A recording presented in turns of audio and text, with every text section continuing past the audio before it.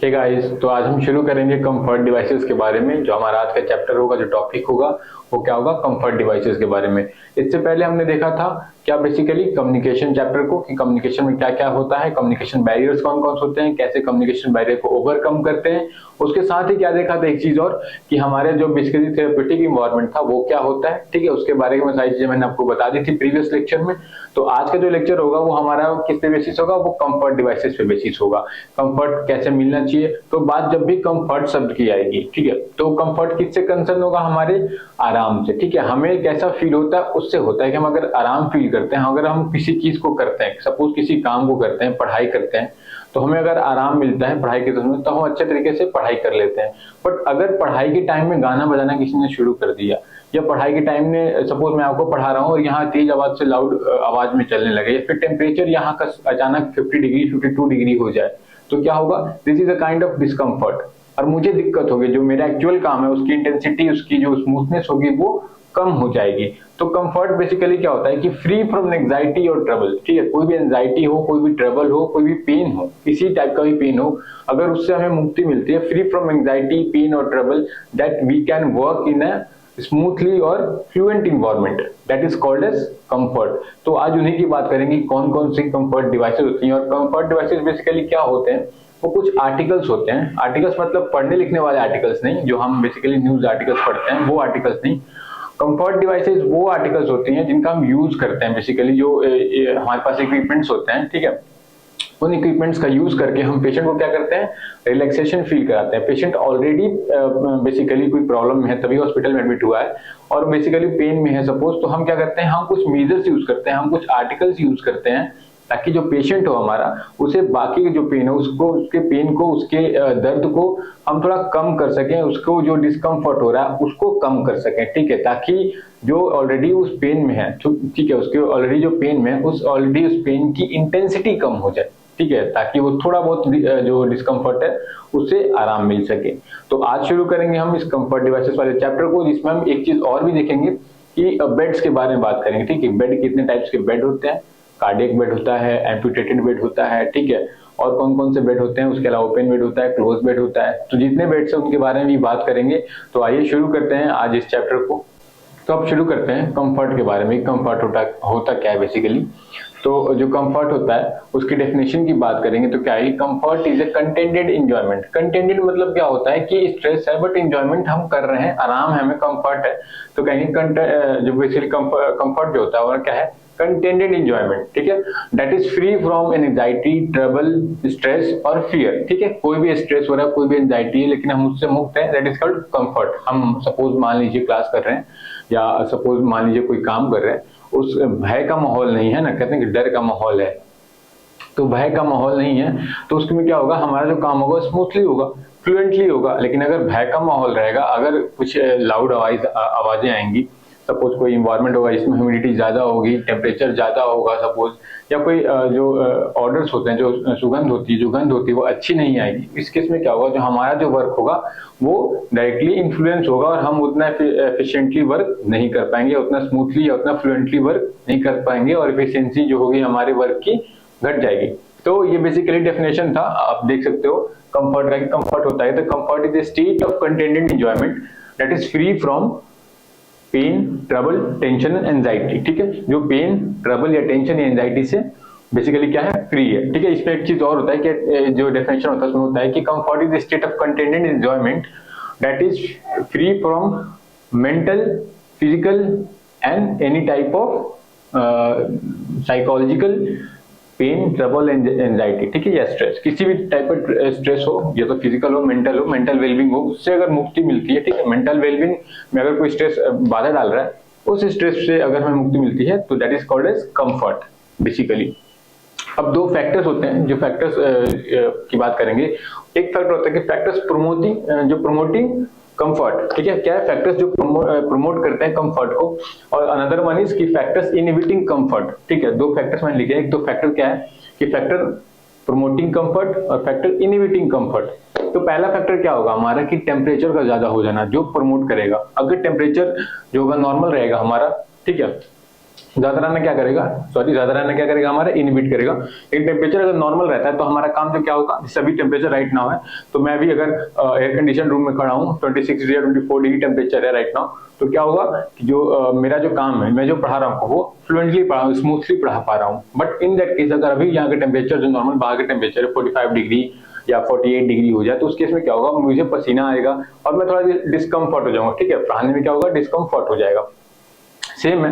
Next चीज क्या है कि नॉर्मल ह्यूमिडिटी, अगर यहाँ की ह्यूमिडिटी ज्यादा हो जाए या यहाँ की ह्यूमिडिटी बहुत कम हो जाए सडन, ठीक है, या तो बहुत ज्यादा ड्राई हो जाए, बहुत ज्यादा कम हो जाए, बहुत ह्यूमिड हो जाए, तो क्या होगा, मुझे डिस्कम्फर्ट होने लगेगा। ठीक है, मुझे पढ़ाने में दिक्कत होगी या फिर आपको पढ़ाने में दिक्कत, पढ़ने में दिक्कत हो जाएगी उस केस में। एक चीज और, सेफ क्लीन क्वाइट इन्वायरमेंट, अगर इन्वायरमेंट सेफ है, सुरक्षित है, अगर साफ सुथरा है, ठीक है, अगर क्वाइट है, शांत है, ठीक है, वातावरण शांत है आपका, तो उस केस में क्या होगा, हमारा जो वर्क एफिशिएंसी होगा वो ज्यादा हो जाएगा। ठीक है, हमारा जो रिकवरी होगा वो ज्यादा होगा। सपोज कोई पेशेंट है, अगर हम हॉस्पिटल डेज की बात करें, कोई पेशेंट है, क्या पेशेंट आप देखते हो जब भी पेशेंट बीमार रहता है और हम उसके आसपास कोई गाना बजा दे तो पेशेंट थोड़ा सा इरिटेशन होता है, जो इरिटेबिलिटी होती है, जो इरिटेबिलिटी बेसिकली होती है वो ज्यादा बढ़ जाती है। इसीलिए कहते हैं कि हॉस्पिटल्स के पास आप देखोगे साइन बोर्ड लगा रहता है कि आपको हॉर्न बार बार नहीं बजाना है, इरिटेशन होता है पेशेंट में, या लाउड डीजे वगैरह या लाउड बाजा वगैरह नहीं बजाना है, ताकि पेशेंट की जो इरिटेबिलिटी है वो बढ़े ना, पेशेंट थोड़ा सा नॉर्मल रहे। कि बेसिक सी बात है, जब तबीयत खराब होती है, जब पेशेंट बीमार रहता है, उस केस में क्या होता है, इरिटेशन थोड़ा सा बढ़ जाता है। नेक्स्ट है, तो उसके लिए जरूरी है कि क्वाइट इन्वायरमेंट रहना चाहिए। नेक्स्ट है गुड वेंटिलेशन, पुअर वेंटिलेशन। तो गुड वेंटिलेशन में क्या होगा कि अगर वेंटिलेशन यहाँ की खराब रहेगी तो क्या होगा, जो माइक्रो ऑर्गेनिज्म होंगे वो उनके पनपने के चांसेस ज्यादा होंगे, उनके ग्रोथ के चांसेस ज्यादा होंगे और बीमारी इन्फेक्शन फैलने के चांसेस ज्यादा होंगे। कि कभी भी एक इन्वायरमेंट में अगर माइक्रो ऑर्गेनिज्म, जो इन्फेक्शियस माइक्रो ऑर्गेनिज्म खास करके, अगर वो वहां लंबे समय तक रहे तो वो ब्रीडिंग हाउस हो जाते हैं। ठीक है, अगर लंबे समय तक रहे ब्रीडिंग हाउस हो जाएगा। उस केस में क्या होगा कि हमें जो होगी, जो अगर हम आए हॉस्पिटल में इलाज कराने के लिए, लेकिन उसकी जगह पर हमने क्या किया, नोजोकोमियल इन्फेक्शन, बार बार मैं बात करता हूँ नोजोकोमियल इन्फेक्शन की, कि हम इलाज कराने के लिए हॉस्पिटल आते हैं, हम ठीक होने के हॉस्पिटल आते हैं, लेकिन हमने क्या किया, एक के साथ एक बीमारी और साथ में ले ली। ठीक है, तो क्या हुआ, दैट इज नोजोकोमियल इन्फेक्शन। तो वेंटिलेशन बहुत जरूरी होता है, घर पे हो या फिर आप देखोगे हॉस्पिटल्स में वेंटिलेशन का होना बहुत जरूरी है। घर पे भी वेंटिलेटर देखते हैं आप, वेंटिलेटर इसलिए होता है ताकि जो खिड़कियां होती है, ताकि रूम का जो टेम्परेचर है वो ऑप्टिमम, या रूम का जो इन्वायरमेंट है वो ऑप्टिमम बना रहे। ठीक है, फ्रेश एयर का आना जरूरी है, और उतना ही जरूरी है जो ओल्ड एयर है, जो पुरानी हवा है, ठीक है, जो सपोज बैड नहीं कह सकते, वो एयर जिसमें जो पहले से आ चुके उसको बाहर जाना भी बहुत जरूरी है। इसलिए कहते हैं खिड़की एक साइड रहती है, एक साइड गेट रहता है। जब हम गेट और खिड़की खोलते हैं तो क्या करते हैं, देखते हैं कि जो एयर है वो खिड़की से आ रही है और गेट से फिर वापस जा रही है। ठीक है, तो ये कंटिन्यूअस फ्लो रहता है। ठीक है, वेंटिलेशन अच्छा रहता है। एग्जॉस्ट भी यूज करते हैं वेंटिलेशन के लिए, ताकि जो हमारी गर्म हवा वो ऊपर से चली जाए और जो फ्रेश एयर वो वापस आती है, ठंडी हवा। ठीक है, नेक्स्ट है प्लीजेंट ऑर्डर्स। ठीक है, प्लीजेंट ऑर्डर्स, अगर सुगंध या अच्छी नहीं आएगी, दुर्गंध रहेगी रूम में, या फिर बैड ऑर्डर्स रहेंगे रूम बेसिकली, तो क्या होगा कि हमारा जो बेसिकली जो मूड होगा वो बार बार क्या होगा, इरिटेशन होगा मूड में। हमें जो बैड ऑर्डर्स आएंगे, एक तो बैड ऑर्डर्स आने के कारण क्या आता है कि सड़ा गला कुछ है, ठीक है, या कोई ऐसी चीज है जिसपे बार बार कोई मक्खियां लग रही हैं, कुछ लग रही है, तो बैड ऑर्डर आता रहता है उससे। तो बेसिकली क्या होगा, एक तो इन्फेक्शन का चांस रहेगा। कभी बैड ऑर्डर आ रहा है, that mean something is infectious is here. आप एक चीज मान के चलो कि बैड ऑर्डर आ रहा है, तो मैं डिओड्रेंट्स की बात नहीं कर रहा, कुछ डिओड्रेंट्स होते हैं जिनका मतलब ऑर्डर अच्छा नहीं रहता है, लेकिन मैं उनकी बात नहीं कर रहा। बट अगर हाँ इन्फेक्शियस कुछ है, समथिंग फूड है, पुराना खड़ा गला खाना है, या कुछ सपोज कुछ पार्ट्स ऑफ एग होते हैं, कुछ मीट्स होते हैं, ठीक है, तो कुछ लोग मीट खा के ऐसे ही छोड़ देते हैं, मुर्गा वगैरह खा के, जो चिकन वगैरह होता है बेसिकली, कुछ लोग जो होते हैं रॉ एग या रॉ मीट खा के, या फिर कुछ पका हुआ मीट भी रहता है, बहुत दिन तक छोड़ते हैं, ध्यान देते हैं, तो क्या होता है कुछ ऑर्डर आ जाता है। तो वैसा ऑर्डर रहेगा तो उस केस में क्या होगा, इन्फेक्शियस तो होगा ही, साथ ही साथ पेशेंट को इरिटेशन भी होता है, दुर्गंध होता है। तो आप देखते हो हम लोग नहीं रह पाते उस केस में, उस रूम में या पर्टिकुलर उस जगह पे हम जल्दी से भागने की कोशिश करते हैं। सपोज जहाँ डिस्पोजेबल ग्राउंड रहता है किसी भी म्यूनिसिपैलिटी का, तो वहां देखोगे वहां से लोग तेजी से भागते हैं। ठीक है, क्योंकि जो डिस्पोजेबल ग्राउंड है वहां बहुत सारे स्मेल आता है, और हम स्मेल बेसिकली अनप्लीजेंट ऑर्डर जो होता है वो बर्दाश्त नहीं कर सकते। और लास्ट है ये no fear, no anxiety, no stress. जो कंफर्ट के लिए जरूरी है कि बंदा जो इंडिविजुअल जो हो वो भय के बिना, एंजाइटी के बिना, स्ट्रेस के बिना काम करे। ठीक है, अगर एंजाइटी, स्ट्रेस या भय के माहौल में रहेगा तो कहते हैं भय का माहौल है, तो फिर काम की इन्फ्लुएंस और काम का रिकवरी का रेट भी स्लो हो जाता है, और वर्क करने का एफिशिएंसी भी घट जाता है। तो ये हमारा बेसिकली कंफर्ट का था कि कंफर्ट होता है क्या, डेफिनेशन मैंने आपको लिखवा दिया, कौन कौन से फैक्टर्स अफेक्ट करते हैं। अच्छा एक फैक्टर और है, एक फैक्टर और की बात करें तो एक फैक्टर है कि सॉइल्ड क्लोथ्स या सॉइल्ड लाइनिन वगैरह होते हैं। तो सॉइल्ड लिनन में क्या होता है कि जो हमारे बेडशीट्स हैं, सपोज कोई पेशेंट है वो कोई डिजीज से या किसी इन्फेक्शन सफर कर रहा है सपोज, या कोई मान लो उसका एम्पुटेटेड लेग है, लेग वगैरह में एम्पुटेटेड या कोई घाव है, तो वो घाव का जो फ्लूइड वगैरह होगा, ठीक है, जो पस वगैरह होगा वो बार बार बेडशीट वगैरह पे गिरेगा, या बाय द वे वो लग रहा है बार बार बेडशीट, तो जरूरी होता है कि सॉइल्ड लिनन, सॉइल्ड कहते हैं जो बेडशीट एक बार यूज हो चुकी होती है, जो इन्फेक्शियस हो चुकी होती है, क्योंकि पेशेंट बैठेगा उससे पेशेंट लेटेगा उस पर तो इन्फेक्शियस हो ही जाएगी। तो जरूरी होता है कि जो सॉइल्ड लिनन होते हैं वो लिनन जो हो उनको रिमूव किया जाए और नया लिनन वापस भेजा जाए, फिर वापस उसे वॉश आउट करने के लिए दिया जाए, वहां से फिर वो ऑटोक्लेव में जाता है, वहां पे जहाँ की डिसइंफेक्ट किया जाता है, डिसइंफेक्ट करने के बाद वापस वो आता है, ठीक है। तो जरूरी होता है कि सॉइल्ड लिनन का भी रिमूवल हो। तो ये फैक्टर्स थे जो प्रमोट करेंगे कंफर्ट को। तो अब जो बात करेंगे, जो मेन फैक्टर हमारे पास है, जो अब टॉपिक आएगा हमारा फैक्टर्स के बाद में, वो क्या आएगा कि टाइप्स ऑफ बेड, है ना। बेड मेकिंग, मैंने बेड की बात की, कंफर्ट हमें बेड पे मिलता है, जब हम थक जाते हैं तो कहाँ जाते हैं, बेड पे जाते हैं। तो बेड मेकिंग की बात करेंगे कि बेड मेकिंग कैसे करते हैं, कुछ प्रोसीजर्स होंगे बेड मेकिंग के होते हैं बेसिकली, उनके बारे में बात करेंगे। मैं आपको एक फोटो क्लिक करके जो होगा बेसिकली वो हमारी वीडियोस में डाल दूंगा, आप देख लोगे बेड मेकिंग का क्या होता है, बेसिकली कैसे बेड टक करते हैं, मैकिंटोश कैसे बिछाते हैं, जो बेसिक होता है, ठीक है, कि मैट्रेस कैसे रहना चाहिए, मैकिंटोश कैसे रहना चाहिए, ठीक है, बेडशीट कैसे रहनी चाहिए, टॉप शीट कैसे रहनी चाहिए, बॉटम शीट कहाँ रहनी चाहिए, ठीक है। उसके बाद क्या होता है कि आपका जो ऊपर का जो कंबल हो, जो ब्लैंकेट हो, वो कैसे रहना चाहिए। तो वो उन सारे बेड्स के बारे में, जो बेड्स का बेसिक होता है। तो उसके बाद बताएंगे कि बेड्स ओपन बेड क्या होता है, एम्पुटेटेड बेड क्या होता है, क्लोज बेड क्या होता है, ठीक है। उसके बाद कार्डियक बेड क्या होता है। तो सारे बेड्स के बारे में बात करेंगे। तो आइए देखते हैं बेड्स के बारे में कि बेड्स कैसे, किस प्रकार के होते हैं और क्या क्या होता है। तो अब बात करेंगे बेड की, ठीक है। बेड मेकिंग के बारे में आपको बताया कि बेड मेकिंग के लिए मैं आपको एक जो इमेज आपको दिखेगी मैं आपको दिखाऊंगा यहाँ पे, ठीक है। कि इमेज के बारे में वीडियो में मैं इमेज पुट कर दूंगा कि बेड मेकिंग कैसे करते हैं, क्या क्या प्रोसीजर होता है, ठीक है। बेड मेकिंग के जो टॉप शीट होते हैं बेसिकली होती है, या फिर जो बॉटम शीट होती है, कितने एंगल पे हम बेसिकली क्या होता है कि 45 डिग्री पे कॉर्नर पे टक करते हैं। बट एक नियम ये भी है, एक बेसिक रूल है कि 12 इंचेस, ठीक है, 12 इंचेस जो होता है वो नीचे से हम काउंट करें 12 इंचेस वो टक करते हैं, वो भी कैसे, रेक्टेंगुलर फोल्ड बना के, ठीक है। तो वो मैं आपको फोटो लगा दूंगा, पिक इमेज लगा दूंगा, आप देख लेना।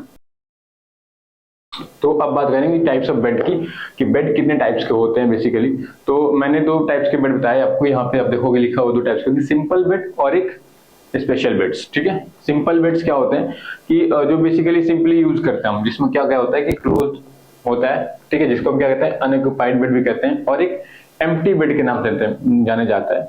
उसमें क्या होता है कि क्लोज बेड में क्यों कह रहा हूँ, क्योंकि कोई पेशेंट वहां नहीं आया, कहते हैं ना हॉस्पिटल बंद है, that means there is no patient. अगर हॉस्पिटल खुला रहेगा तो जाहिर सी बात है पेशेंट रहेंगे। सेम कंडीशन है कि जो बेड है that is closed bed, that is unoccupied bed and that is empty bed, यानी कोई भी पेशेंट वहां पे नहीं है। फिर हम क्या करते हैं, जो बेसिकली जो लिनन होता है वहां पे, जो टॉप शीट होती है वो, या जो ब्लैंकेट होता है वो हाफ कवर्ड रहता है, ठीक है, या फिर सॉरी हाफ नहीं कवर्ड रहता है, क्लोज शीट के मामले में पूरा कवर्ड रहता है, to protect from the dust या किसी टाइप का जो इन्फेक्शन हो, कोई बेसिकली फ्यूम्स वगैरह उड़ रहे हो, या फिर फ्यूम्स के अलावा सपोज डर्ट है, उसके अलावा पॉलेन्स वगैरह उड़ रहे हो, तो उन सब चीजों से बचाने के लिए, क्योंकि पेशेंट को वहां एडमिट करेंगे पार्टिकुलरली उस बेड पे, तो हम क्या करते हैं एक शीट लगाते हैं जो कवर रहती है, टॉप शीट वो पूरी कवर करके रखती है, ठीक है। जैसे कि मैं बात करूं अगर कि अगर ये मेरा बेड है, ठीक है, और गॉट इट, ओके। अगर ये मेरा बेड है तो उस केस में क्या होगा, ये मेरी पूरी जो टॉप शीट होगी, ठीक है, ये जो टॉप शीट होगी वो पूरी कवर रहती है, क्या रहती है, कवर्ड रहती है। क्यों कवर्ड रहती है, क्योंकि पेशेंट को एडमिट करना हमें to protect patient from the infectious disease, जो कि वहां पहले से ही लाई होंगे अगर हम टॉप शीट से कवर नहीं करेंगे तो। सपोज आप ऐसा तो नहीं कर सकते कि आप बेड पे आने से पहले पूरा डस्ट पड़ा हुआ है और आप आए या पेशेंट आया, आपने पेशेंट कहा कि जस्ट झाड़ लो, तो उसने पेशेंट ने गमछे से या फिर टॉवेल से किसी भी चीज से झाड़ दिया और फिर वो पेशेंट टिट गया। नहीं, आप हमेशा केयर करते हो, बेसिकली नहीं होता है रियलिटी में अगर देखें तो। इन केस गवर्नमेंट हॉस्पिटल्स में क्या होता है कि पेशेंट आता है और एक लिनन दिया जाता है, उसे बिछा लेता है। लेकिन मोस्ट अगर आप जाओगे फॉरेन वगैरह में, अब्रॉड्स में, तो वहाँ क्या होता है ये इस चीजों का बेसिकली फॉलो होता है रूल। अच्छे अच्छे हॉस्पिटल्स में जाओगे बाहर भी, बेसिकली अगर मुंबई वगैरह की बात करें तो अच्छे, बेंगलुरु वगैरह की बात करें तो अच्छे हॉस्पिटल्स होते हैं, प्राइवेट हॉस्पिटल्स होते हैं, वो बेसिकली आपको सारे रूल्स फॉलो करते हैं, हाइजीन के, कंफर्ट के और इन्फेक्शियस के। कुछ जो गवर्नमेंट हॉस्पिटल है जिनकी हालत अभी राइट नाउ इंडिया में थोड़ी सी क्या है, क्रिटिकल है, बट जो बेसिकली जो रूल होता है वो क्या होता है कि आपको पूरा कवर्ड करके रखना होता है। तो ये मैंने आपको बता दिया क्लोज और अनऑक्यूपाइड बेड के बारे में, पहला था। दूसरा हमारा क्या है, ओपन बेड। देखो ओपन बेड का मतलब नाम से ही समझ जाओगे कि ओपन है मतलब वहां कोई ऑलरेडी है। जब हॉस्पिटल खुला है तो मतलब पेशेंट्स हैं, जब वार्ड खुला है तो पेशेंट है, जब बेड है ओपन है तो कोई ना कोई बैठा जाएगा, रेस्टोरेंट खुला है तो कोई ना कोई जाएगा ही जाएगा, ठीक है। सपोज सच दैट हॉस्पिटल खुला है तो कोई ना कोई अंदर जाएगा, तो बेड अगर ओपन है तो क्यों है, क्योंकि वहां कोई ना कोई है। दैट इज हॉस्पिटलाइज्ड पेशेंट जो होंगे, जो पेशेंट हॉस्पिटल में एडमिट होंगे, जिनका इलाज करेंटली चल रहा होगा, उनके लिए जो बेड यूज होता है वो क्या होता है, ओपन बेड होता है। ओपन बेड में क्या होता है बेसिकली, क्या देखोगे कि ओपन बेड में जो हमारा रहता है, ठीक है, तो पेशेंट है उनको टॉप शीट दी जाती है, बॉटम शीट के बाद मैकेंटोस वगैरह टॉप शीट होना सब चीज, तो वो वहां बेसिकली उस पे रहते हैं। जो ब्लैंकेट होता है उनको ठंड लग रही है तो ब्लैंकेट को ओढ़ते हैं, अगर नहीं लग रही है तो ब्लैंकेट को यूज नहीं करते हैं।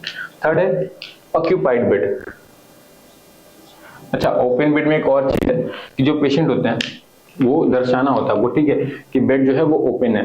तो क्या होता है कि हम जो फुट साइड होता है या फिर साइड में क्या होता है, एक हम ट्रायंगुलर कवर टाइप का जो ट्रायंगुलर टॉप शीट होती है वो ट्रायंगुलर शेप में बना देते हैं कि पेशेंट एक साइड से वो एंट्री ले सके, ट्रायंगुलरली फोल्ड कर देते हैं। That is called fan folded कहते हैं, ठीक है। क्या कहते हैं, फैन फोल्डेड रहता है, जो पेशेंट एक साइड से घुस सके ओपन, अपना आके अगर जा रहा है तो बाहर अगर जा रहा है, सपोज कोई उसे मान लो कि यूरिनेशन के लिए जाना है या एक्सक्रीशन के लिए जाना है, तो वहां से आने के बाद वो हम बताते हैं कि बेड ओपन है, यहाँ पेशेंट ऑलरेडी है, ताकि कोई दूसरा कोई ना आ जाए, ठीक है। तीसरा क्या है, ऑक्यूपाइड बेड, ठीक है। ऑक्यूपाइड बेड में क्या होता है, बेड रिडन पेशेंट होते हैं। अब जो पेशेंट बेड से उठ ही नहीं सकता, ठीक है, जो डायलिसिस का पेशेंट है, सपोज कोई क्रिटिकल पेशेंट है जो नहीं उठ सकता है बेड से, तो क्या करते हैं हम ऑक्यूपाइड बेड का यूज करते हैं। उस केस में क्या होता है कि एक साइड जो होता है थोड़ा सा वो टिल्ट कर देते हैं, ठीक है, फिर वहां से लिनन उनका वापस लेते हैं, क्योंकि बेड से तो उनको उठा नहीं सकते हैं, बेड रिडन पेशेंट है, तो क्या करते हैं लिनन वगैरह उठाते हैं, लिनन हटाते हैं, फिर वापस बिछाते हैं लिनन, और फिर बेड रिडन पेशेंट को वापस लिटा देते हैं उस साइड से जो हमने टिल्ट किया था बेड को, वापस उस बेड को करते हैं सीधा करते हैं और पेशेंट कंफर्टेबली लेट जाता है, ठीक है। याद रखें ऑक्यूपाइड में पेशेंट को उठाते नहीं, क्योंकि पेशेंट जो होता है बेसिकली क्या होता है, रिडन होता है, बेड रिडन होता है, तो पेशेंट को हम कभी भी उस बेड से उठाते नहीं। बेसिकली वो जो बेड होता है वो जो टिल्ट होता है एक साइड से हाफ पे, वो बेसिकली किसके लिए होता है ऑक्यूपाइड बेड, वो बेड रिडन पेशेंट के लिए ही होता है, ठीक है। नेक्स्ट क्या है हमारे पास, स्पेशल बेड्स। स्पेशल बेड्स की बात करेंगे तो क्या होगा, पहला क्या होता है ऑपरेशन बेड, ठीक है। ऑपरेशन बेड क्यों कहते हैं, जो पेशेंट आए हमारे पास जिनकी सर्जरी हुई, या फिर जो पेशेंट एनेस्थेसियोलॉजिस्ट के पास गए और उन्हें एनेस्थीसिया लगा, स्पाइनल एनेस्थीसिया लगा, वो रिकवर कर रहे हैं एनेस्थीसिया से या ऑपरेशन हुआ उनका, वो उस एनेस्थीसिया से रिकवर कर रहे हैं, तो उन्हें कहाँ हम लिटाते हैं, ऑपरेशन बेड पे, ठीक है, क्योंकि उनका ऑपरेट हुआ है या फिर एनेस्थेसियोलॉजिस्ट ने उन्हें लगाया स्पाइनल एनेस्थीसिया, तो वो एनेस्थीसिया से रिकवर कर रहे हैं, तो हम उन्हें क्या लगाते हैं, ऑपरेशन बेड लगाते हैं। तो हम ऑपरेशन बेड लगाते हैं जो बेसिकली किसके होता है, सर्जिकल पेशेंट के लिए होता है। कार्डियक बेड, कार्डियक से अगर आप ध्यान दोगे तो कार्डियक से नाम से पता चला है, कार्डियक मतलब क्या, हार्ट, ठीक है। तो ये बेसिकली किसकी होती है, सिटिंग पोजीशन में होती है, और जैसे आप देखोगे कि आधी बेड जो होगी, मेरी थोड़ी ड्राइंग खराब है और मैंने बच्चों में सिर्फ ये बनाया है, ये हमारे son, okay, this is, I'm really sorry, my diagram is very bad, but I can make homes, okay. But ये ventilation, this is ventilation, proper ventilation, remember this, मैंने आपको बताया ventilation बहुत जरूरी है, this is ventilation, okay, this is for ventilation and this is gate, very important. Tree is essential for life, without tree you can see how much temperature is soaring up in the country right now, कैसे heat wave चल रहा है, आप देख सकते हो कितना सोर अप हो रहा है टेम्परेचर, तो ये बहुत जरूरी है कि आप पेड़ लगाओ, जान बचाओ।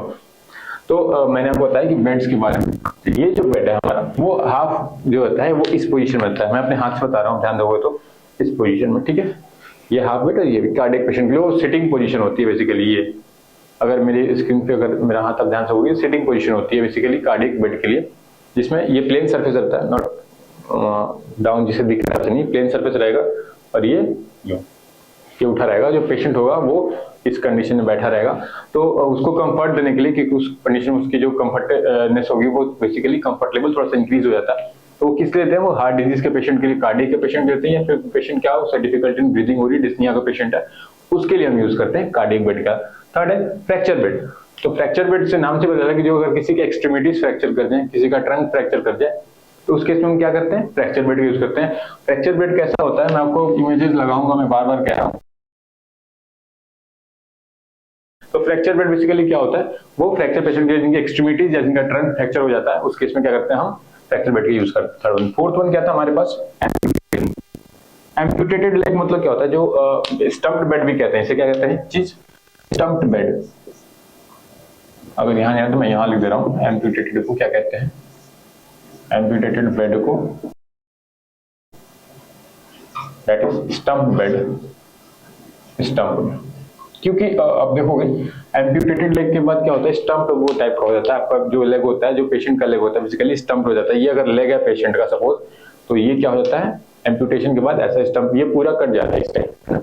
तो एम्पुटेट हो गया लेग, तो बेसिकली क्या होगा कि जो स्टम्प्ड लेग होगा, हम वो बेड जो बिछाते हैं उसमें ये क्लियरली मेंशन होता है कि जो स्टम्प्ड पार्ट हो वो विजिबल हो, जो एम्पुटेटेड लेग का स्टम्प्ड पार्ट हो वो बेसिकली विजिबल हो। वो जो इंफेक्शन अगर पस बनेगा तो वो हमें दिखना चाहिए। अगर हम उसे कवर कर देंगे, वो नहीं दिखेगा, तो हमारे लिए क्या होगा, रिकवरी का इश्यू हो जाएगा। क्योंकि हमने वो क्या किया, इन्फेक्शन से बचाने के लिए क्या करते हैं, बेसिकली एम्पुटेट करते हैं लेग को, और फिर उस लेग में पार्टिकुलर इन्फेक्शन हो जाए तो दैट इज सीरियस नेग्लिजेंस, कि हमने उसको देखा नहीं, हमने अच्छे से ट्रीट नहीं किया। तो हम उसको क्या कहते हैं कि हमेशा विजिबल कराने की कोशिश करते हैं, हमेशा दिखना चाहिए कि जो पेशेंट है हमारा उसका एम्पुटेटेड लेग है। तो ये चार तरह के लेग जो बेड्स थे वो बेसिकली मैं आपको बताया स्पेशल बेड्स में, और मैंने तीन तरह के बताया आपको, सिंपल या फिर रूटीन बेड्स भी कहते हैं बेसिकली। तो ये हमारा बेड्स के बारे में था बेसिकली, कौन कौन से बेड्स होते हैं, क्यों करते हैं, किस लिए करते हैं, बेड्स किस टाइप के बेड्स होते हैं। अब जो हमारा टॉपिक होगा वो क्या होगा कि हम कंफर्ट डिवाइसेस के बारे में जानेंगे, कौन कौन सी डिवाइसेस कंफर्ट डिवाइसेस होती हैं। तो इसके बारे में हम देखेंगे